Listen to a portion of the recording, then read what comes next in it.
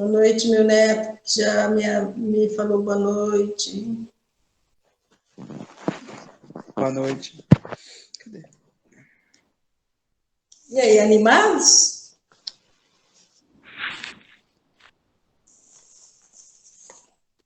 Sim, com certeza. Quando eu era criança, a gente cantava na escola dominical assim: desanimados, não, não, não.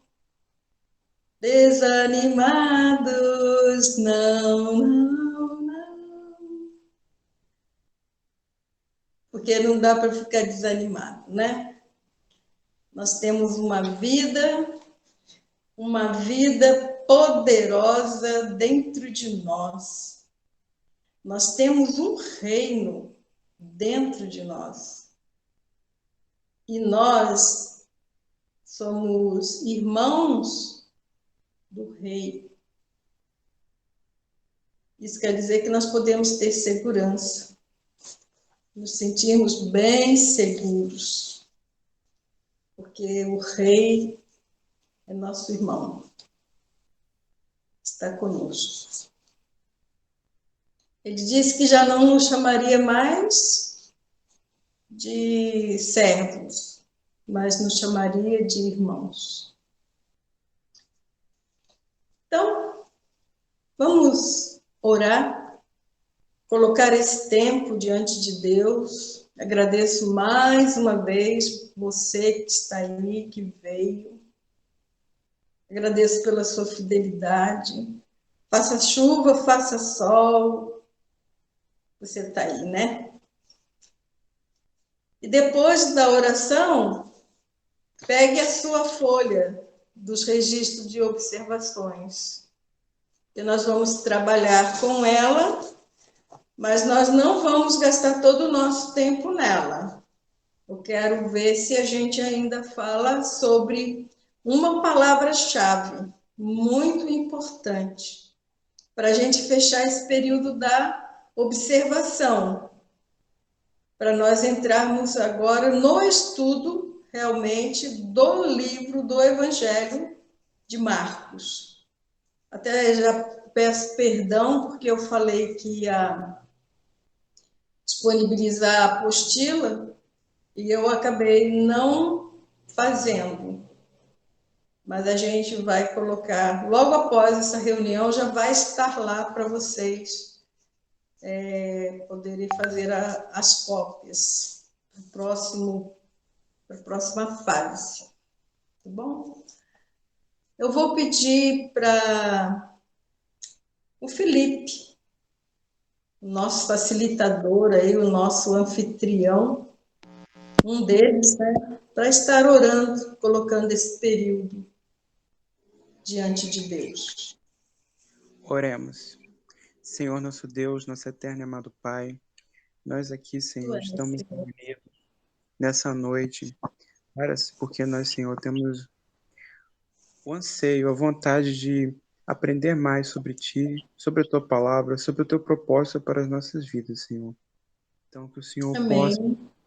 usar aqui a vida da Martinha, possa usar a vida de todos os que aqui estão presentes, Senhor, para que possamos aprender juntos, para que possamos fazer proveito desse tempo abençoado que o Senhor nos proporcionou. Eu Amém.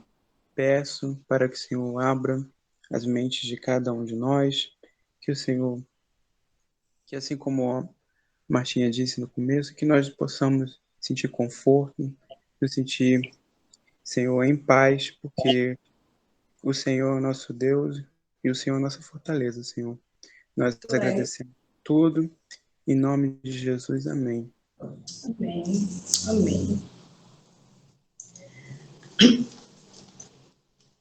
Vocês viram que nós fizemos, nessa fase do estudo do Evangelho de Marcos, nós fizemos aquilo que vimos na oficina de treinamento, de uma forma mais sucinta, não tão trabalhosa, mas um pouco trabalhosa, Mas aqui está também a nossa oficina de treinamento. Vocês tiveram a oportunidade de fazer a oficina sozinhos, seguindo os passos que estavam ali relatados ou enunciados na apostila do Evangelho de Marcos.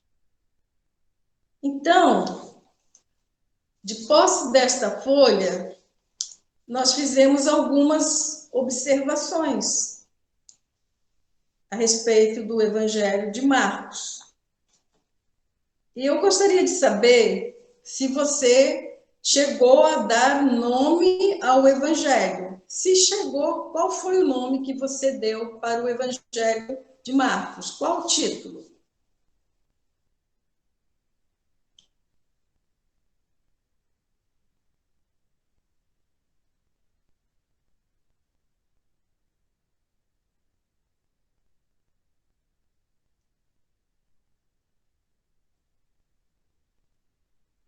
Qual foi o título do Evangelho, o tema do livro de Marcos?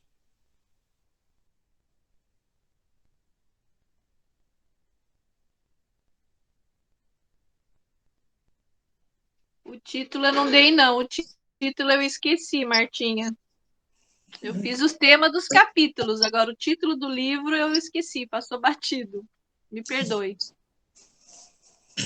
Alguém conseguiu? Alguém se lembrou? Alguém deu o título, o tema do livro?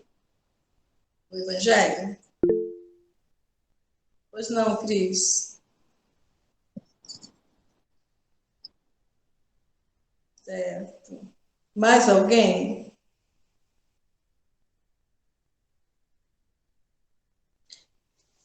E qual foi o versículo-chave para esse título que você achou, Cris?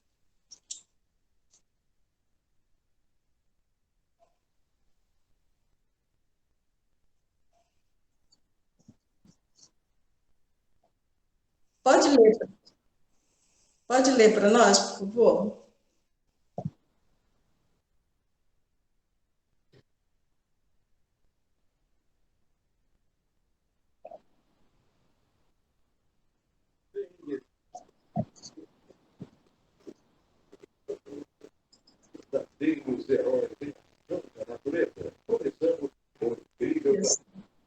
Então, nós vimos que o capítulo 1, verso 1, dá o título, o tema para o livro todo.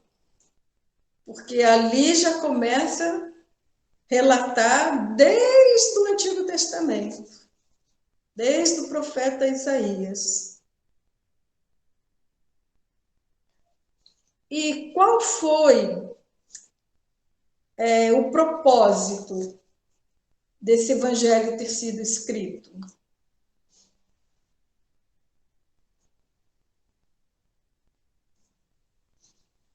É declarar a divindade e a humanidade de Cristo, né? Aos romanos, aos judeus. Isso. Alguém mais quer contribuir?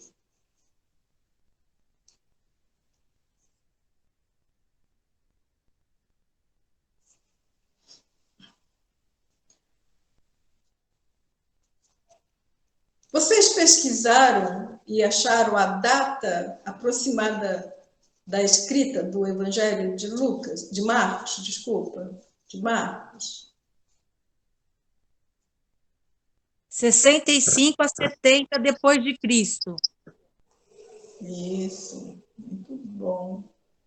Muito bom, irmã Cátia. Isso aí, 65 a 70. E vamos ver alguns temas dos capítulos. Qual foi o tema que você deu para o capítulo 1? Vamos rapidinho, porque eu tenho uma outra matéria para passar. Como que você chama? O princípio do ministério. Isso. Mais Eu alguém? coloquei João Batista revela o caminho. Certo. Mais alguém? O ministério de Jesus Cristo. Mistério de Jesus. Mais alguém?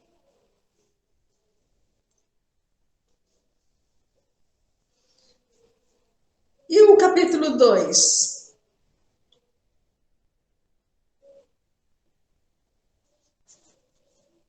Eu coloquei embates com os mestres da lei. Eu coloquei Jesus perdoa e cura. Jesus perdoa e cura. Mais alguém quer contribuir? Novo ensino, que bate aí mais ou menos com o da Valéria, né? Um embate, um confronto aí com os ensinos dos mestres da lei. E o capítulo 3? Qual é o tema? Jesus cura no sábado. Jesus cura no sábado. Mais alguém? A escolha dos 12 discípulos. A escolha dos 12.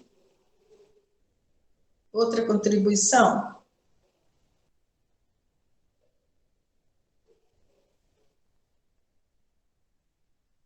Eu coloquei a verdadeira família de Jesus. Capítulo 4.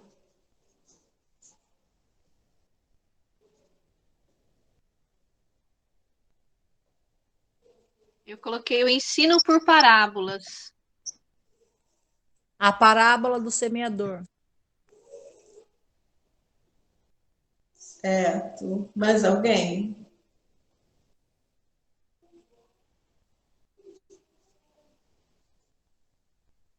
Eu também coloquei assim. Só que eu usei, em vez de ensino, por parábola, eu escrevi instruções. Instruções através das parábolas. Capítulo 5. A libertação de um possesso do sepulcro. A libertação de um possesso. Mais alguém? Jesus cura a muitos. Jesus cura muitos. Mais alguém?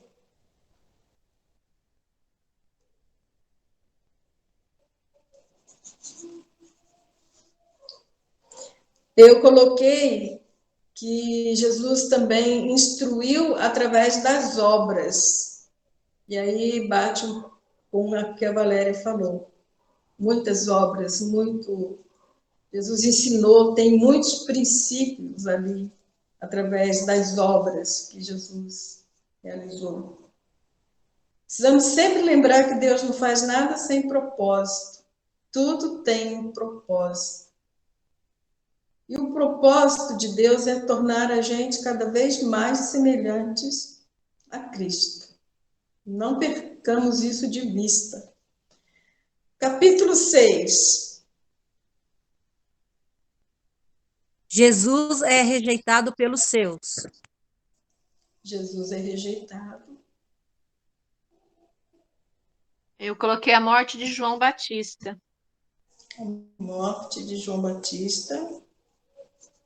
Mais alguém?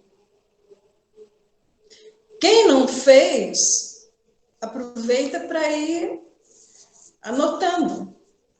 Aquele que você achar que mais cabe dentro do capítulo, como tema, você anota na sua folha, para não ficar em branco. Eu coloquei que Jesus foi reconhecido, foi o reconhecimento de Cristo. Os cidadãos da cidade, eles reconheciam, o povo reconhecia Jesus como o Messias.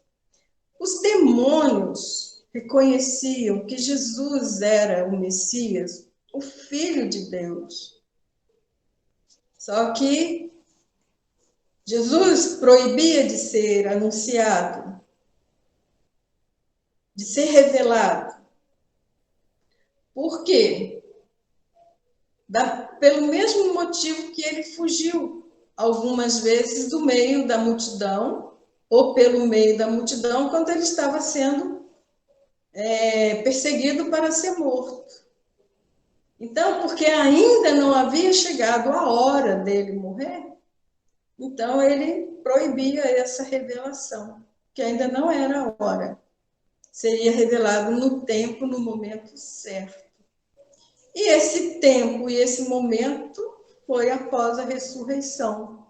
Porque aí nós vimos até que os discípulos, eles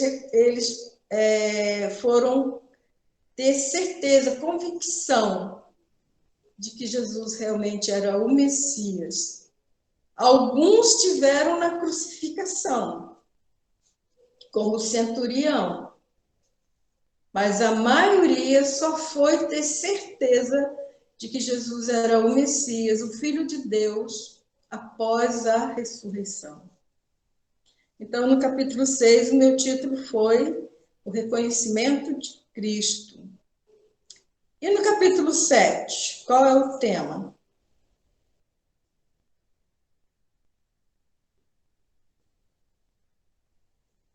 Eu coloquei confrontando a tradição dos judeus. Confrontando a tradição. Mais alguém?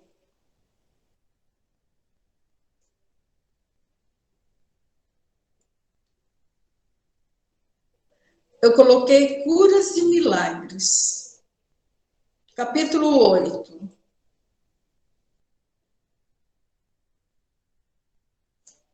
Pedro revela quem Jesus é. Isso, Pedro revela.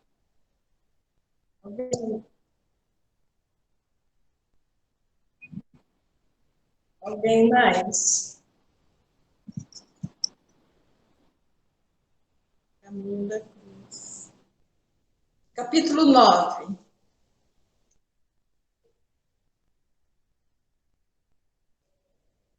A transfiguração de Jesus. A transfiguração. Mais alguém?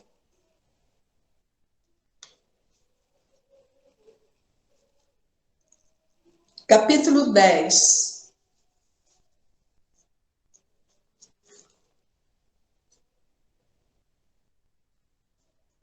O que é ser servo no reino. Bom. Mais alguém? Casamento e separação. Casamento e separação. Eu coloquei que Jesus abençoa as crianças. Capítulo 11.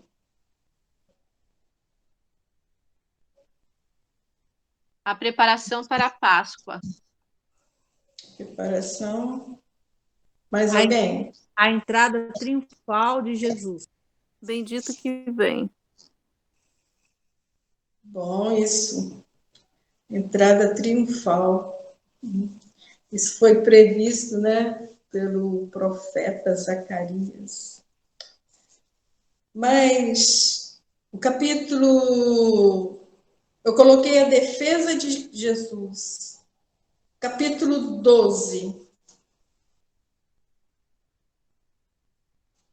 Parábola dos vinicultores maus. Parábola. A provocação dos saduceus. Mais alguém?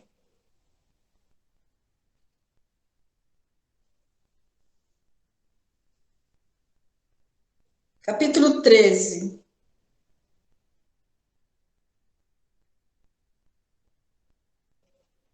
Os sinais do fim. Os sinais do final dos tempos. A grande tribulação. Bom, muito bom. O capítulo 14. Trama para matar Jesus. Jesus é ungido em Betânia. Celebrando a Páscoa. Celebrando a Páscoa, muito bom. 15. Capítulo 15, tema. Jesus impressiona Pilatos. Jesus é humilhado pelos soldados. Pilatos decide pela crucificação. Esses dois temas de vocês poderia ser resumido só por duas palavras: julgamento. Capítulo 16 e último. Jesus é ressuscitado. Jesus ressuscitou. Ele Mais já... seguidores. Aleluia! Cristo vivo está, irmãos. O túmulo está vazio. Nem o homem mais rico, nem o homem mais sábio que passou por essa terra, o túmulo dele não está vazio. Ô, Martinha, você perguntou, desculpa interromper no princípio, eu não falei. No início do livro, é propósito ao meu obras e o poder divino de Jesus. Amém? Amém. Muito bom. Então, vamos ver a divisão de segmentos. Vamos ver se vocês conseguiram, pelo menos, mais ou menos, fazer alguma divisão de segmento. Vocês conseguiram? O que vocês colocaram? A divisão de segmento, ela é marcada quando um assunto muda para o outro. Embora tenha parábolas, vários milagres, várias curas, mas, se você prestar atenção, dá para fazer a divisão de segmento bem direitinho. É a mudança de assunto. Martinha, desculpa te incomodar, mas eu interrompeu aqui. Na resposta do 14, do capítulo 14, qual foi a resposta que eu não pude pegar? Quem vai dar a resposta para a irmã Vani? Capítulo 14. Então, eu coloquei celebrando a Páscoa. Muito obrigado, tá, minha irmã? Uhum. Não seja por isso. Muito obrigada. Que linda essa turma! Então, como que ficou a nossa divisão de segmentos?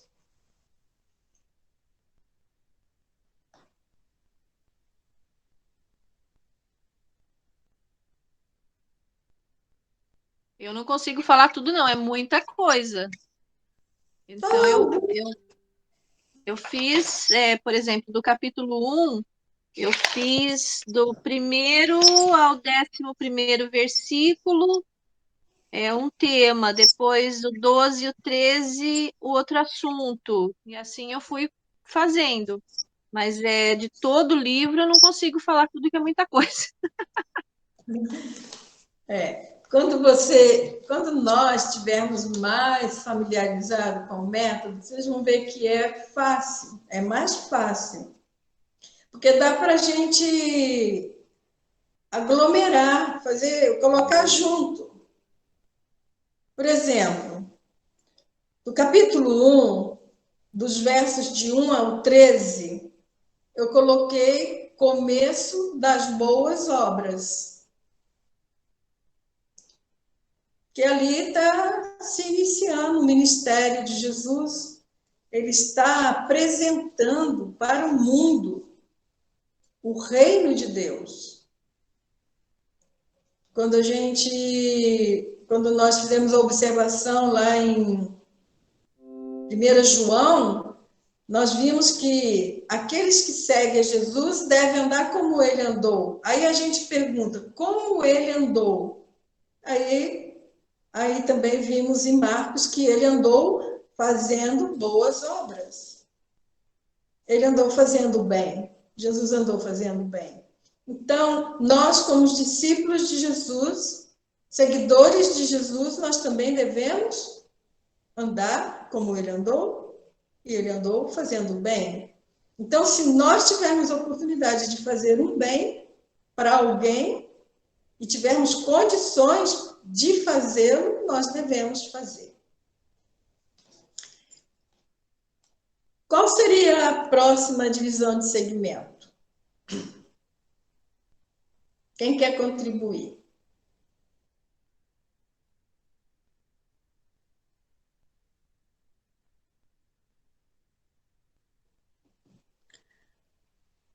Eu coloquei do capítulo 1, verso 14, ao 8, verso 30. Bem extenso. Pode falar, Kátia.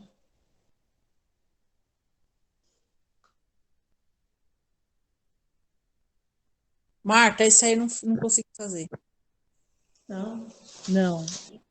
Então, agora vai escrevendo aí para aproveitar a oportunidade, para não ficar em branco. Tá?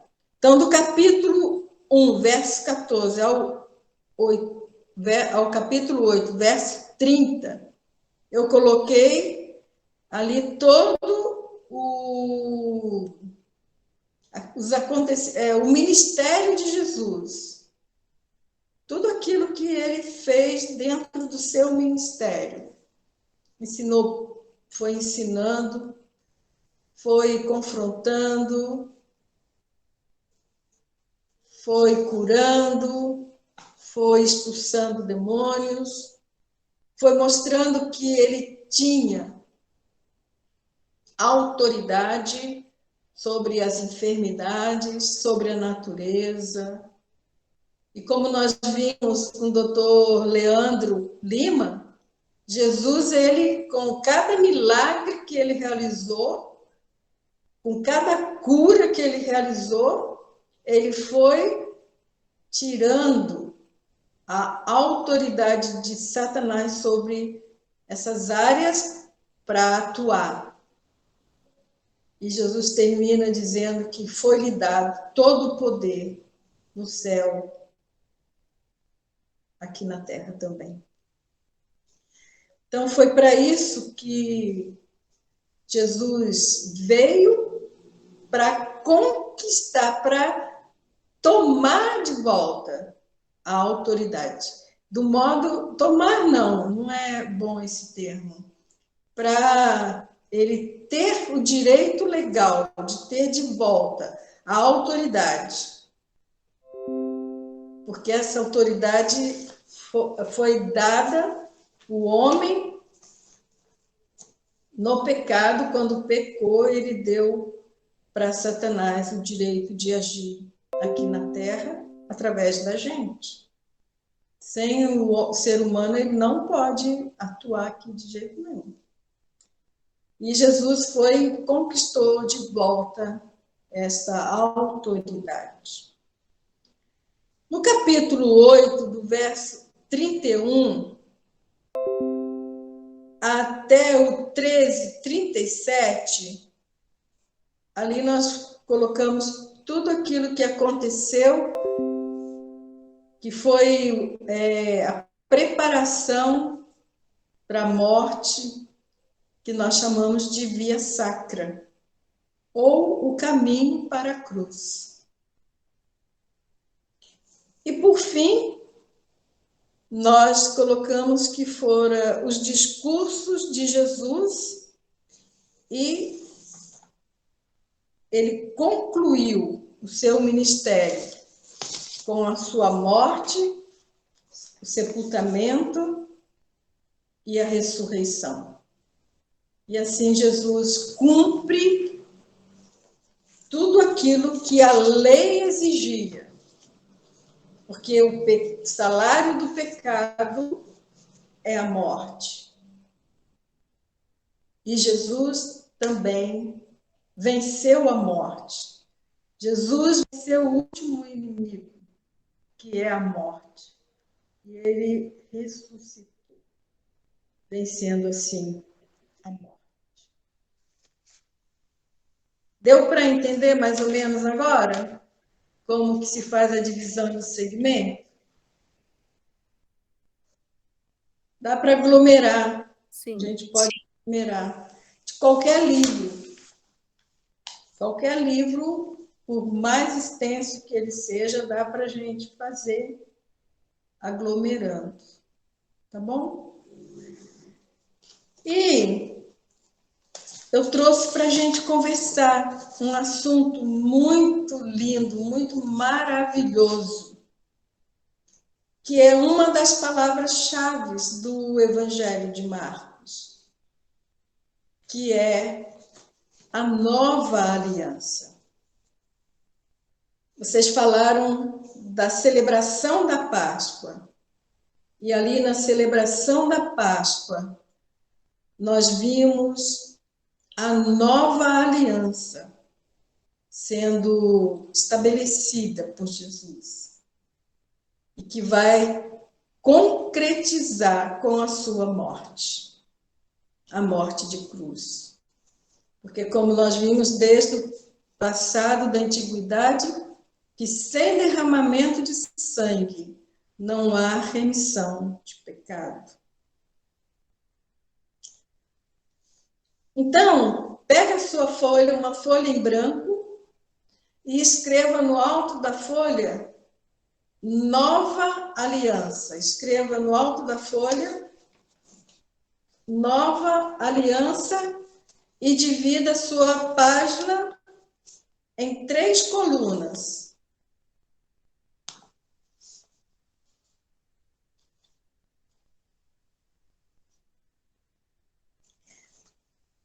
Na primeira coluna, você escreva profecia.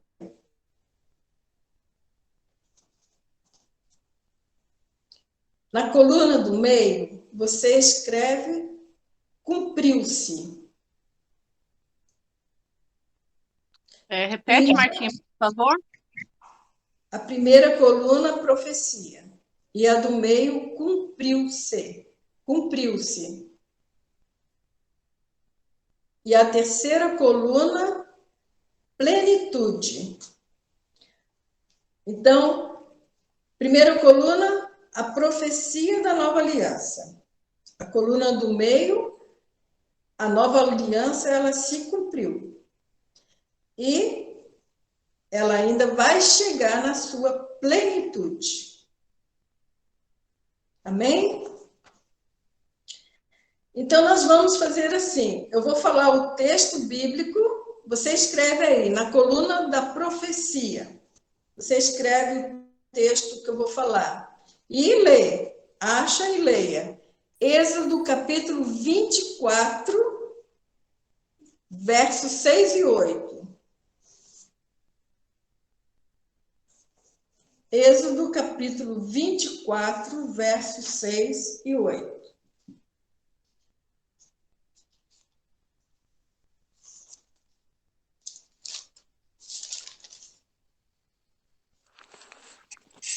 A 8. 6 a 7 e 8.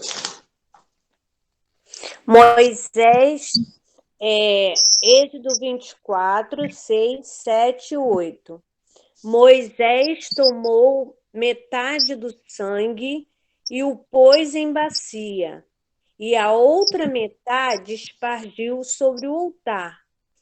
E tomou o livro da aliança e o leu ao povo. E eles disseram: tudo o que falou o Senhor faremos e obedeceremos. Então tomou Moisés aquele sangue e o espargiu sobre o povo e disse: eis aqui o sangue da aliança que o Senhor fez convosco, a respeito de todas estas palavras. Isso. Aqui Moisés está apresentando as tábuas da lei. Moisés está apresentando a lei para o povo. E ele usou o sangue do pacto para consagrar essa lei. E nós vimos aqui que o povo fez uma promessa. Eles disseram que eles fariam e eles obedeceriam tudo aquilo que estava escrito nos 10 mandamentos. Mas nós sabemos que eles não cumpriram e que ninguém cumpriu. O único que cumpriu toda a lei foi Jesus. Por isso ele inaugurou um caminho de obediência. Por isso que em Jesus nós conseguimos guardar os princípios e ordenar a nossa vida pelas prioridades de Deus. Só em Jesus. Levítico 17, verso 11. Levítico 17, verso 11. Vamos rapidinho para a gente conseguir fazer.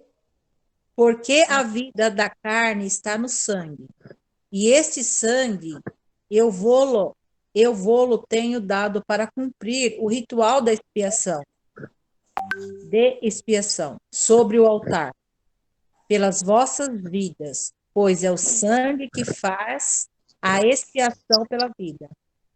Isso.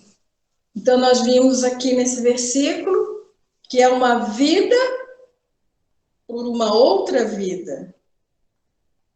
A vida de um justo pela vida de um pecador. Não foi assim? Jesus morreu por todos, uma única vez. Então, uma vida por uma outra vida. E aí, a morte traz o perdão. O sangue, porque o sangue derramado é a vida que foi ali derramada. E essa vida derramada, esse sangue derramado, traz propiciação para os nossos pecados. Traz o perdão. É a maior de todas as demonstrações de amor que nós podemos receber.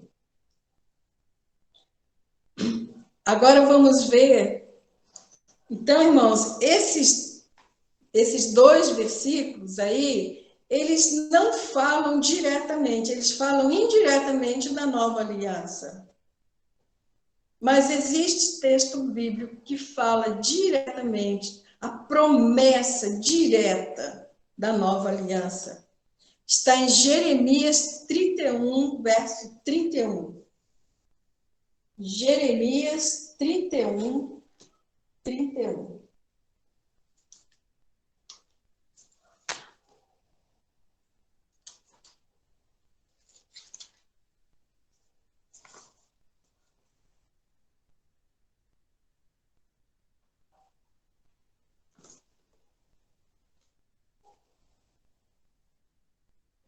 Eis aí vem dias, diz o Senhor, em que firmarei nova aliança com a casa de Israel e com a casa de Judá.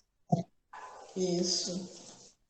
Então, Deus disse que aí vem dias que ele firmará uma nova aliança. Agora, vocês perceberam que Israel, que a nação de Israel está aí dividida? Ele está falando que ele vai firmar uma nova aliança com a casa de Israel e com a casa de Judá. Porque foi dividido, o reino foi dividido. Lembra o pecado que fez dividir o reino?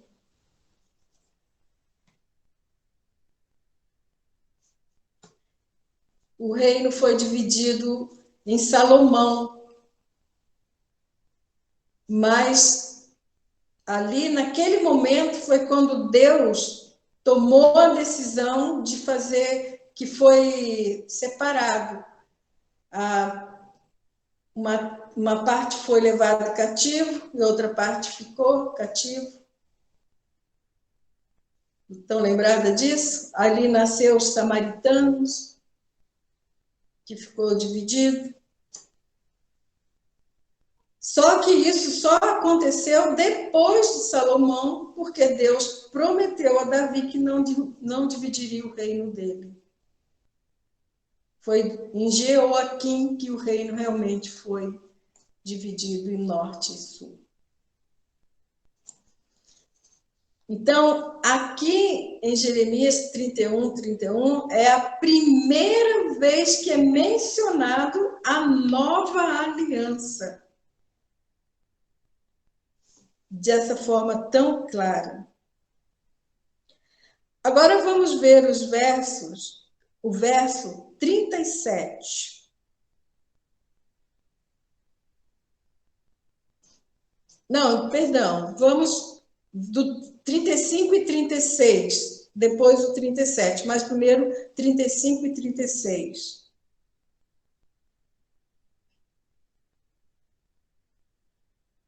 De Jeremias mesmo? Jeremias 31, 35, 36.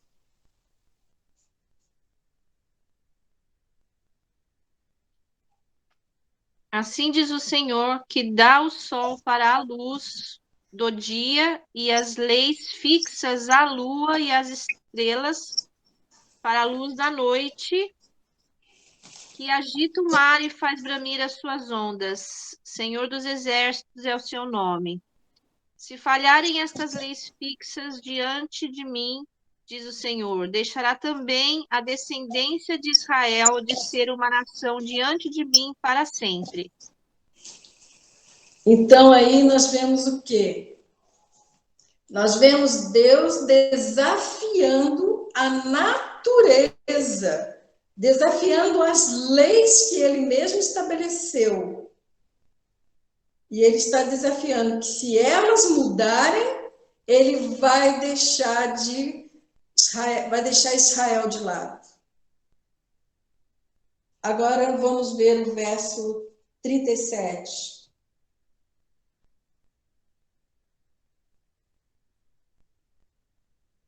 Assim diz o Senhor: somente se puderem ser medidos os céus lá em cima e sondados os fundamentos da terra cá embaixo, eu rejeitarei toda a descendência de Israel por tudo que fizeram, diz o Senhor. Isso. Então aí nós vemos novamente Deus fazendo um desafio. Agora ele está desafiando a capacidade humana. Se é que você pode medir a extensão, se é que você pode. Se você conseguir fazer isso, saiba que eu vou ignorar Israel para sempre, por todos os erros que eles cometeram. Então, essas duas passagens, esses dois desafios de Deus, derruba por terra a teoria de que Deus excluiu Israel, que Deus deixou Israel de lado e que Deus colocou a igreja no lugar de Israel. Existe essa teoria. E aqui nesse versículo, nesses dois textos, diz que é impossível, assim como é impossível o sol e a lua e as estrelas não darem a sua luz, não iluminarem. E assim como é impossível para o homem medir a extensão do céu. Então, assim como é impossível, Deus também não negará a promessa que ele fez para Abraão, uma aliança eterna, uma aliança perpétua. Mas nós fazemos parte desta aliança. Vamos ver? Então tá bom. Agora vamos ver a aliança ela cumpriu-se. Hebreus capítulo 8, versos 6 a 13. Hebreus capítulo 8, verso 6 a 13. Aqui nós vamos ver a segunda vez que é mencionado a aliança, a nova aliança, agora no Novo Testamento.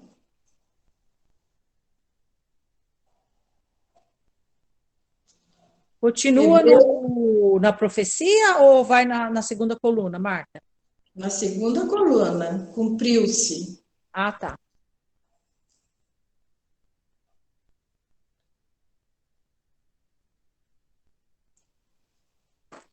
Martim, Hebreus 8, de 6 a 13.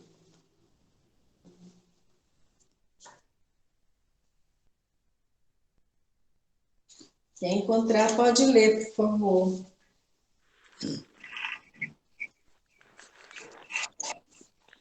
Agora, com efeito, obteve Jesus o ministério tanto mais excelente, quanto é ele também, mediador de superior aliança, instituída com base em superiores promessas. Porque, se aquela primeira aliança tivesse sido sem efeito, desfeito, de maneira alguma estaria sendo buscado lugar para uma segunda. E, de fato, repreendendo-os, diz: Eis aí vem dias, diz o Senhor, e firmarei a nova aliança com a casa de Israel e com a casa de Judá. Até o 8, né? Não. Até o 13. 13. Não segundo a aliança que fiz com seus pais no dia em que eu tomei pela mão, para os conduzir até fora da terra do Egito, pois eles não continuaram na minha aliança. Eu não atentei para eles, diz o Senhor, porque esta é a aliança que firmarei com a casa de Israel, depois daqueles dias, diz o Senhor. Na sua mente imprimirei as minhas leis, também sobre o seu coração escreverei e eu serei o seu Deus, e eles serão o meu povo. E não ensinará jamais cada um o seu próximo, nem cada um ao seu irmão, dizendo: Conhece ao Senhor, porque todos me conhecerão, desde o menor deles até ao menor. Pois para com as suas iniquidades usarei de misericórdia, e dos seus pecados jamais lembrarei. Quando ele diz nova, torna antiquada a primeira. Ora, aquilo que se torna antiquado é envelhecido, está prestes a desaparecer. Amém. Amém.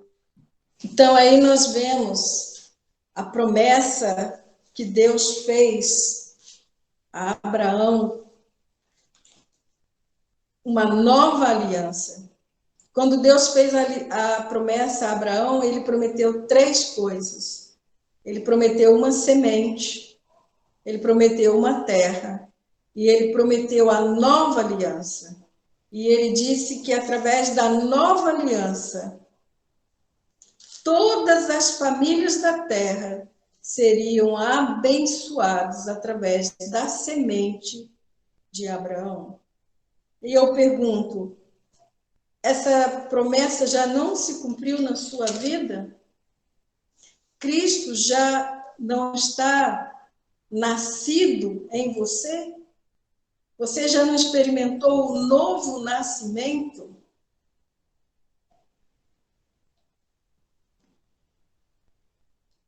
Sim ou não? Sim. Sim. Sim. Então, Com certeza.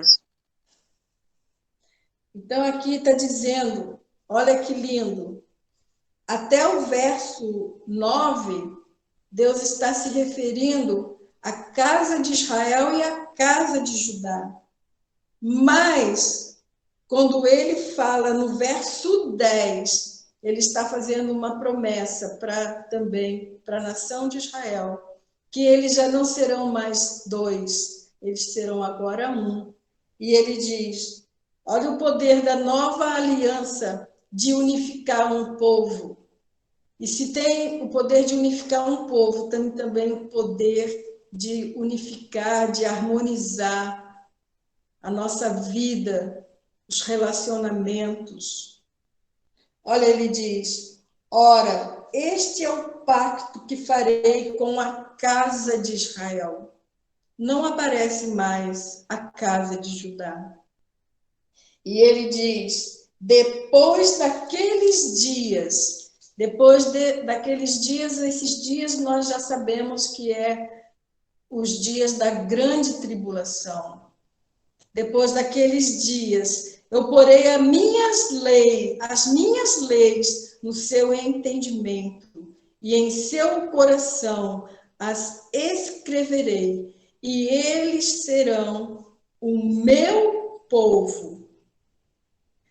Então, irmãos, Deus, ele já cumpriu essa aliança, a nova aliança, com a vinda de Jesus, e ele é o nosso Messias e o nosso Salvador. Mas como vimos na semana passada, a respeito do rei, ele ainda virá para a nação de Israel como seu rei, como descendente de Davi, como o anjo anunciou para Maria em Lucas, no capítulo 1, que Jesus seria o descendente de Davi e que governaria no trono de Davi, seu pai. Então, para que essa promessa seja cumprida, seja plena, Jesus precisa voltar.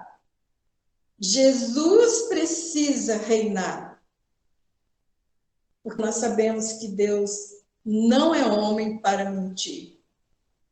Então, Cristo voltará sem dúvida e ele reinará na casa de Israel, no trono de Davi. Isso aponta para o milênio. Quem crê no pré-milenismo, está aí uma prova, uma palavra de Deus. Então, irmãos, agora nós vamos ver essa aliança que Deus fez com a nação de Israel e que a nossa aliança, que nós participamos dessa aliança, é uma aliança incondicional. Pode prestar atenção no texto. Ele diz que ele escreverá a lei no coração. Ele diz que eles terão entendimento, que ninguém mais vai precisar ensinar para ninguém lá naquela época, porque Deus vai estar no próprio homem, uma conversão nacional, e que vai dar as condições para que eles creiam, para que eles desfrutem plenamente da promessa da nova aliança. E ele diz que agora ele será o seu povo e ele será o seu Deus. Deus, ele é fiel para cumprir as promessas que ele faz. Então, é uma aliança, a nova aliança é uma aliança incondicional. Deus nos salvou em Cristo. Deus nos atraiu para ele. Deus nos atraiu. Deus disse que ninguém busca Deus, nenhum. Não há justo sequer, Romanos, Paulo diz isso. Mas ele buscou o homem, ele me buscou, ele nos buscou. Então, é uma aliança incondicional. Mas também é uma aliança eterna, que não tem fim.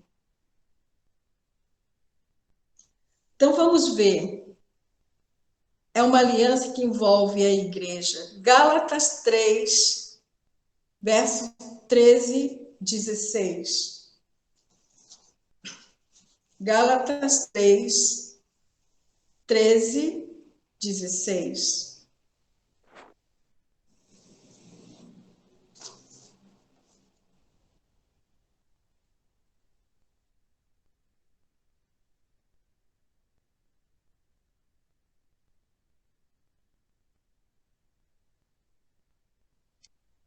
Foi Cristo quem nos redimiu da maldição da lei, quando a si próprio se tornou maldição em nosso lugar. Pois como está escrito, maldito todo aquele que for pendurado no madeiro.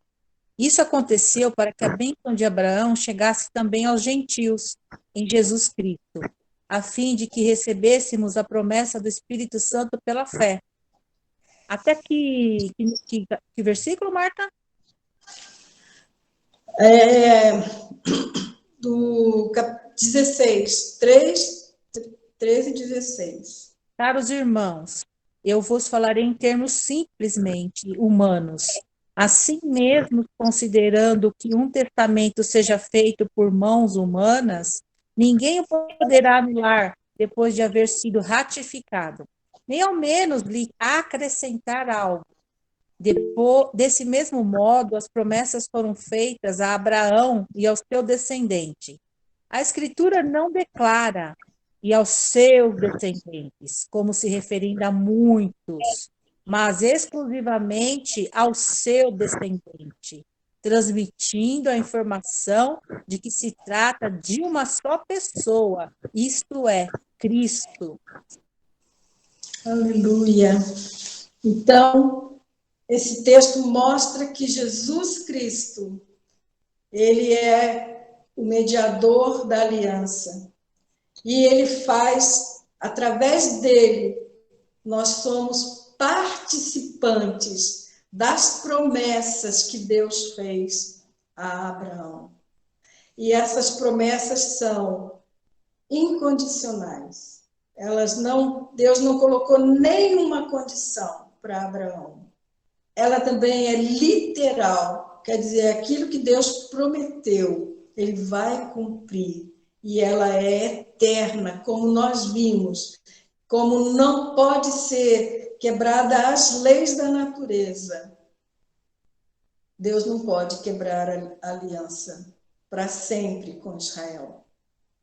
Eles estão, o relógio de Deus em relação a Israel está parado.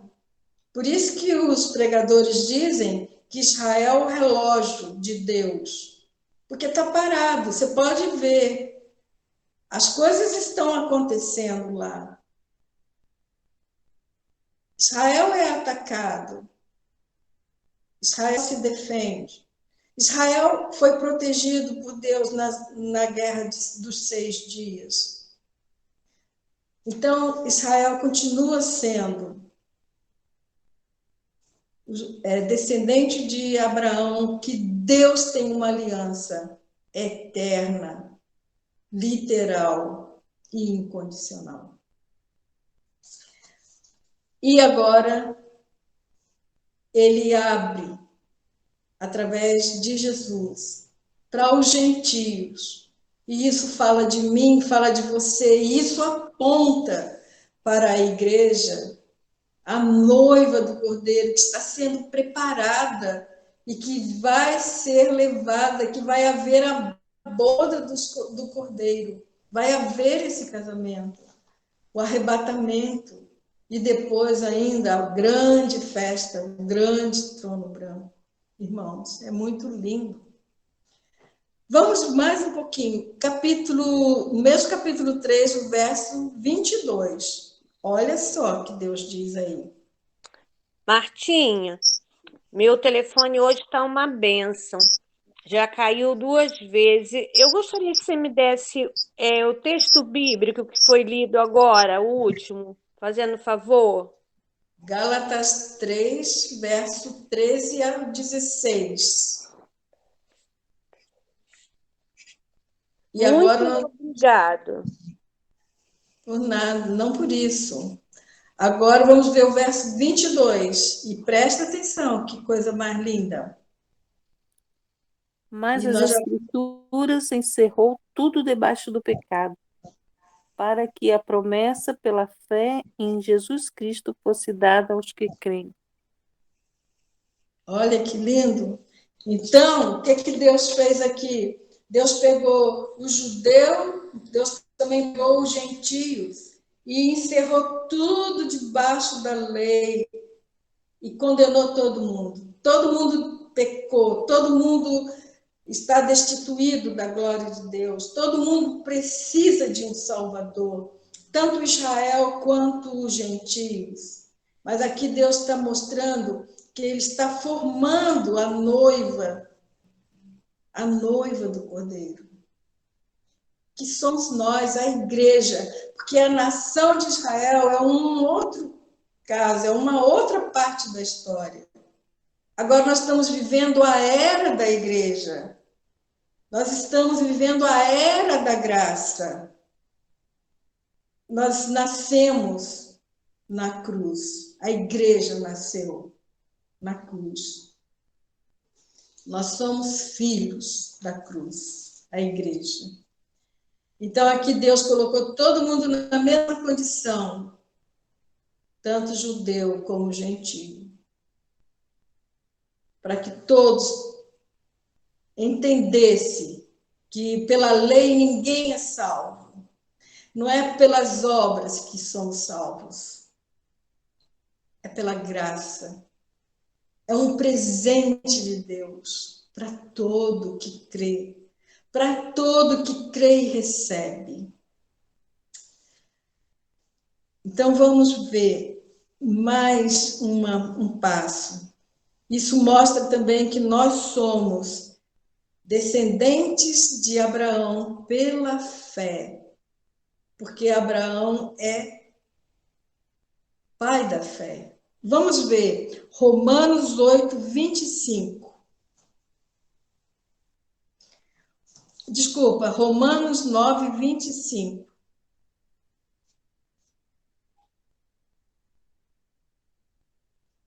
E nós já vamos estar terminando. Romanos, depois desse vamos ler mais um texto e vamos terminar. Romanos 9, 25. Agora você escreve na coluna da plenitude.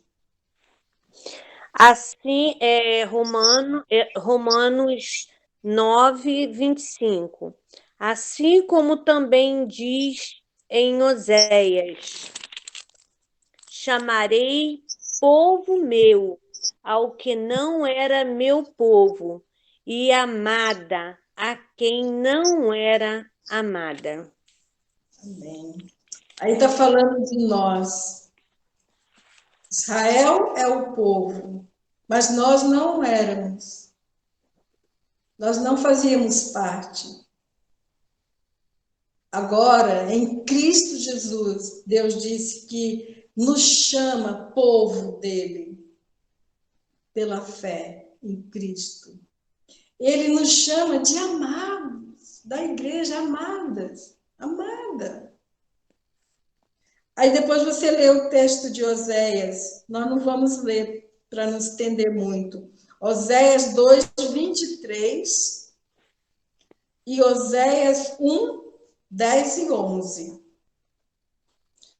Ali está falando de uma filha que foi desprezada, que Deus colocou um desprezo em cima dela, pela família. Mas depois, ele diz que era para trazê-la de volta, porque ele amava, ele a ama. Vamos ver o último texto agora, Gálatas 3, nós já lemos, mas nós vamos ler de novo. Verso 22 ao 29. E nós vamos ver plenitude. É a plenitude, irmãos, que nós precisamos enxergar. O pleno, o completo, que não precisa mais nada, está pronto. Completou, chegou ao limite. Não entra mais ninguém. Eu falei o último, mas vai ser o penúltimo, porque esse que eu estou falando vai ser no outro versículo, na outra parte. Gálatas 3, 22, 29. E uma outra pessoa abre Romanos 10, 11 e 12. Depois leio logo em seguida. Gálatas 3, 22, 29. Quem vai ler?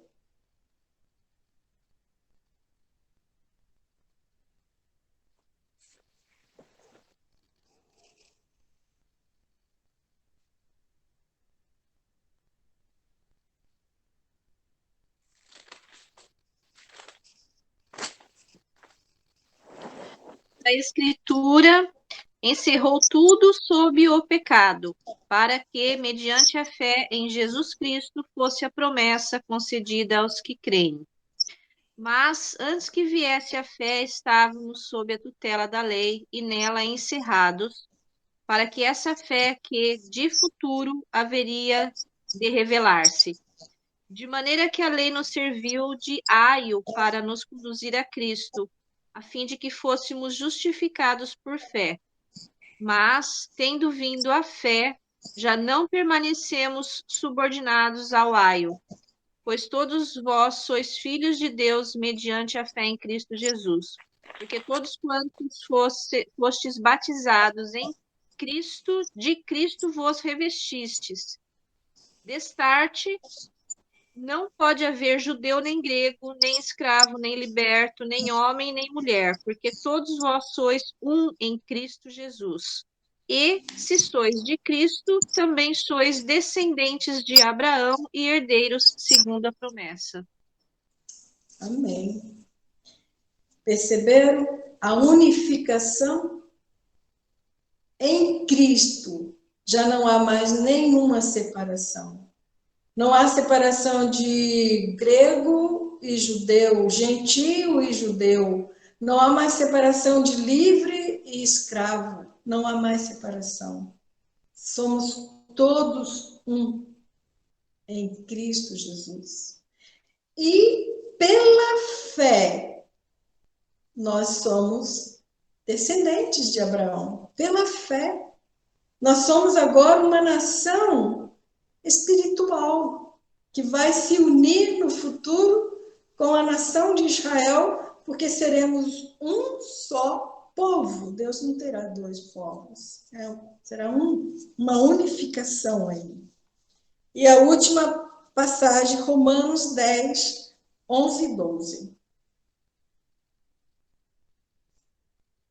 Romanos 10, 11 e 12. Conforme diz a Escritura, todo que nele crê jamais será decepcionado. Portanto, não há distinção entre judeus e gentios, pois o mesmo Senhor é Senhor de todos e abençoa ricamente todos os que invocam, porque todo aquele que invocar o nome do Senhor será salvo.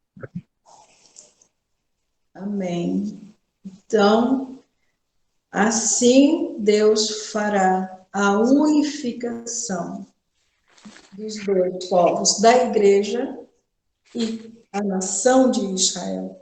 Já não seremos mais dois, mas seremos um. Aí eu pergunto para você, como que um Deus santo pode se relacionar com um homem pecador? Ou como que um homem pecador pode se relacionar com um Deus que é santo? Em tudo isso que nós lemos e ouvimos, o que você pegou que pode dar a resposta para essa pergunta? Como que um homem pecador pode se relacionar com um Deus que é santo? Através de Jesus. Só através de Cristo. Através de Cristo, isso. através de Cristo, porque o seu sangue foi derramado, através de Cristo, porque ele é o mediador, através de Cristo, porque nós precisamos crer que ele é o Salvador, que o seu sangue me purifica de todo pecado, que o seu sangue derramado lá na cruz faz com que Deus me declare justificada, me declare redimida, santificada. Porque Deus, ele cumpre as suas promessas. E ele cumpriu todas elas até agora, que foram feitas. E a plenitude se dará na segunda volta de Cristo Jesus, quando ele vai dominar por completo todos os seus inimigos, conforme está em Romanos. Ele colocará todos os seus inimigos debaixo dos seus pés, e ali ele será aclamado Senhor dos senhores, Rei dos reis, o nosso Salvador. Amém? Querem falar alguma coisa? Eu penso que quando Deus olha lá de cima, a humanidade, ele vê a cruz, né? Naqueles que creem em Cristo. Ele não vê mais a pessoa, ele vê a cruz de Cristo, né? Muito lindo isso. É isso mesmo, Valéria. É assim mesmo. Nós estamos escondidos atrás da cruz, né? Eu sempre falei que a cruz é para nós, é para nossa redenção, para nossa salvação, para nossa justificação, para nossa redenção. A cruz é para mim. Mas olha, irmãos, Jesus disse que é para a gente ir. E vão e anunciem o reino de Deus. Tem muita gente que não sabe que tem um reino e nem sabe que existe um rei justo. Então, nós precisamos ir além da cruz, porque além da cruz, agora eu sou testemunha daquilo que Deus fez por mim. Me salvou, me redimiu dos meus pecados. Agora eu vou além da cruz, pelo próximo, para levar a preciosa semente para o meu próximo. E isso na minha casa, que é a minha Jerusalém, meus familiares, que é a minha Judéia, Samaria, que é meus amigos, até os confins da terra, que são todos os semelhantes que nós temos. Não é só para nós, é para todos. Amém? Alguém mais quer falar alguma coisa? Não? Então, vou pedir para a Kátia orar para nós encerrarmos esse nosso momento de hoje. Eu agradeço por vocês terem ficado até agora. Senhor Deus e meu Pai, continuamos em tua santa presença, glorificando o teu nome, agradecendo tudo que o Senhor fez por nós. Agradecemos pelo teu filho amado, que para o Senhor ele padeceu, o Senhor viu todo o sofrimento dele na cruz ali do Calvário. O Senhor ainda presencia essa situação, essa terrível morte, porque 1000 anos para o Senhor é como um dia. Então faz apenas 2 dias que Jesus foi crucificado e o Senhor ainda está com essa imagem em sua mente, vendo o sofrimento do teu filho querido, amado, um filho santo, um filho que obedeceu o Senhor em tudo, amou suas leis e seus mandamentos, e o Senhor ama tanto ele que através do amor que o Senhor tem por ele, nós seremos salvos. Eu agradeço pela obra que o Senhor fez na cruz do Calvário, Jesus. Agradeço pelo seu Espírito Santo que o Senhor concedeu a nós. Obrigado por essa oportunidade, uma oportunidade única que nós não podemos desperdiçar. Pedimos perdão dos nossos pecados, sabemos que somos pecadores e não são pelas obras que nós seremos salvos, mas pedimos misericórdia, Senhor. Nos ajude a amar o Senhor, a amar o nosso próximo, porque isso agrada a Ti, Senhor. E eu agradeço por essa oportunidade de estar estudando a Tua palavra em minha casa, junto com a minha família, com os meus irmãos, com minhas irmãs, com meus amigos. Obrigado por tudo, Senhor. Coloca essa noite de sono nas Tuas mãos, que o Senhor possa nos guardar, nos livrar de todo mal, e que amanhã nós possamos, Senhor, levantar e glorificar o Teu nome, com um dia cheio de alegria, de paz e de amor, Senhor. E tudo que o Senhor colocar em nossas mãos, que nós possamos fazer o melhor de nós, Pai, com excelência, para agradar a Ti, Pai. Em nome de Jesus, amém. Amém. Amém. Bem, quem não consegue marcar presença lá na classe 1, põe lá no grupo, tá? Eu vou deixar aberto, vou abrir lá. Você coloca lá seu nomezinho. Obrigada, Deus abençoe. E eu amo muito vocês. Eu também, olha, mãe. Eu também te amo muito e a todos. Uma boa noite para cada um. Eu também. Boa noite. Glória a Deus. Boa noite, irmãos. Boa Boa noite. Boa noite. Deus abençoe.